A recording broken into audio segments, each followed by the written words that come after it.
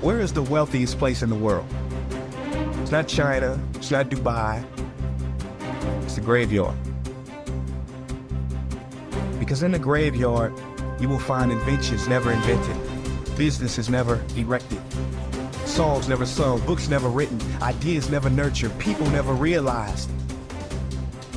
But you want to know something else? You're not in the graveyard yet. We get one life, and every passing moment, we will never get back again. The problem is, you think you have time. Stop wasting your life. How many hours a day you waste or how many hours a week you waste. And the classic answer is something like 4 to 6 hours a day. You know, inefficient studying, watching things on YouTube that not only do you not want to watch, that you don't even care about, that make you feel horrible about watching after you're done. That's probably 4 hours right there. You know, you think, well, that's 25 hours a week. It's 100 hours a month. That's 2.5 full work weeks. It's half a year of work weeks per year. And if your time is worth $20 an hour, which is a radical underestimate, it's probably more like 50 if you think about it in terms of deferred wages. If you're wasting 20 hours a week, you're wasting $50,000 a year. And you are doing that right now. And it's because you're young, wasting $50,000 a year is a way bigger catastrophe than it would be for me to waste it, because I'm not going to last nearly as long. And so if your life isn't everything it could be, you could ask yourself, well, what would happen if you just stopped wasting the opportunities that are in front of you? You got to be very intentional and deliberate. The stuff that you're dreaming about, the stuff that you want to happen, it's not going to happen by osmosis. Like, you got to get up and you got to go after it. And what the devil wants you to do, what the enemy wants you to do, is get distracted and focus on stuff you shouldn't be focusing on. He wants you to stay in bed. What he would love to do is for you to waste these next 2 or 3 weeks. People spend time waiting for when the time is going to be right. They're waiting for the pieces to fall into place. They're waiting for the planets to align. They're waiting for everything to be all set. It's not going to happen. You want to know when the time is right? The time is right now. All you have to do to kill procrastination is just start. More active and commendable still is the person who is waiting for the daylight and intercepts the first rays of the sun. Shame on him who lies in bed dozing when the sun is high in the sky, whose waking hours commence in the middle of the day. You have to dedicate every breath, every ounce of energy, and every thought and effort that you possibly have in your heart to becoming what it is you want to be. Because nothing great comes from a position of comfort. Everything worthwhile, everything that is great comes from being in a position of uncomfortable. Nothing worthwhile is easy to get. Everything's going to make you uncomfortable. Get used to it. And if you can get used to being uncomfortable, your limits are non-existent. Everything strives to become all it can possibly be, and that striving to become is what discipline is all about. Disciplining ourselves to fulfill our natural potential to become all that we can be. And finally, discipline attracts opportunity. Opportunity is always looking for ambition and skill in action. Discipline taps the unlimited power of commitment. The human will in action, driven by inspiration, enticed by desire, tempered by reason, guided by intelligence, can bring you to that high and lofty place called the good life. Discipline, those unique steps of intelligent thought and activity that put a lid on temper and a faucet on courtesy, that develop positive and control negative, that encourage success and deter failure, that design lifestyle and control frustration, that enhance health and curb sickness, that promote happiness and manage sadness. Discipline, the start and the continuing process that brings all good things. And remember, anyone can start the process. It's not if I could, I would. It's if I would, I could. If I will, I can. So start the new process. You can begin a new habit no matter how small it is. Small isn't important. Whether or not you start and whether or not you continue are all that is important. And don't be deluded by an affirmation. Only affirm what you are truly prepared to do.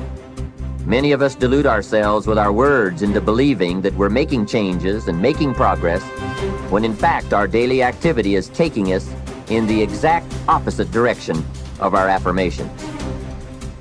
Why would you walk in the opposite direction of your dreams? The man dreams of wealth and walks daily towards certain financial disaster. The man wishes for happiness and thinks the thoughts and commits the acts that take him to certain despair. So to have a prosperous life, start a prosperity plan. To become wealthy, start a wealth plan. Remember, you don't have to be wealthy to have a wealth plan. A person with no means can have a rich plan. If you are ill, start a health plan. If you don't have energy, start an energy plan. If you don't feel good, start a feel-good plan. If you're not smart, start a smart plan. If you can't, start a can plan. If you haven't, start a have plan. Anyone can. Even a bad person can start hearing good messages and reading good books. Recognize that the start of the better life, the happy life, the wealthy life, is today. This is exciting. Both the process and the result can begin today. Start the new journey today. If you think of a new idea, today is the day to begin the discipline of putting that idea into action. Set this day up as a long, busy, exciting start for your new life. Get your first book for your new library today. Begin your new practice of setting goals today. Start clearing out a drawer of your new orderly desk today. Start eating an apple a day on your new health plan today. Put some money in your new investment for fortune account today. Start reading with intensity for your new wealth of mind plan today. Write a postponed letter today. Make a delayed telephone call today. Pick up your camera and take a picture of something to start your new treasury of photographs today. Get some momentum going on your new commitment to the better life. See how many activities you can pile on in this first day. Go all out. Break away from the negative downward pull of gravity. Start the thrusters going. Prove to yourself that waiting is over, hoping is past, and that faith and action have now taken charge. It's a new day, a new beginning for your new life. With discipline, you can't believe the list of positive moves you can make in the first day of your new beginning. What have you got to lose? Only the despair and fear and guilt of the past. Only the dissatisfaction and unhappiness and lack of fulfillment of the past. Only the frustration and low self-esteem of the past. Don't let yourself forget how many doctors have died, furrowing their brows over how many deathbeds, how many astrologers after pompous forecasts about others' ends, how many philosophers after endless disquisitions on death and immortality, how many warriors after inflicting thousands of casualties themselves, how many tyrants after abusing the power of life and death atrociously, as if they were themselves immortal. How many whole cities have met their end? Haile, Pompeii, Herculaneum, and countless others. And all the ones you know yourself, one after another. One who laid out another for burial and was buried himself, and then the man who buried him, all in the same short space of time. In short, know this: human lives are brief and trivial. Yesterday, a blob of semen. Tomorrow, embalming fluid, ash. To pass through this brief life as nature demands. To give it up without complaint. Like an olive that ripens and falls. Praising its mother, thanking the tree it grew on.